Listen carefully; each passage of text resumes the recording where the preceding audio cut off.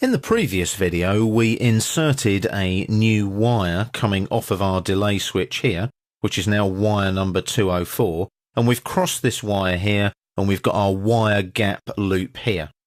Now, when you insert those loops, there is data associated with the wire segments and the loop itself. It's called X data.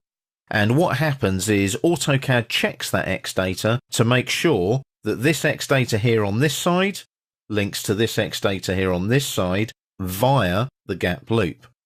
Now, how do you check that? Well, what you can do is you can go to the schematic tab on the ribbon, go to edit wires, wire numbers here, but click on the flyout and click on this little pin here, and that will pin open the flyout for you. You have another little flyout menu here, and you want to check or repair your gap pointers.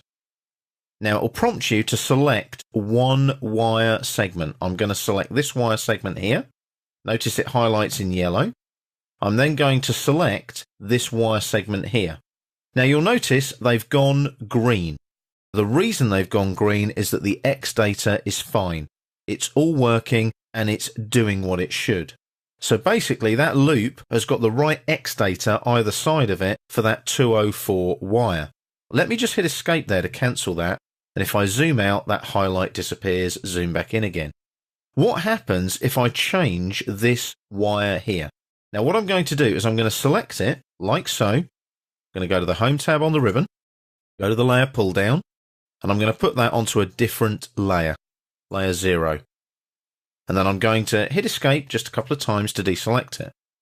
Let's go back now to the schematic tab on the ribbon. I go back here to edit wires, wire numbers, and select on the flyout, check repair gap pointers. So I select one wire segment, and then I select this wire segment, and again they go green. I've only changed the layer, but the X data is still correct either side.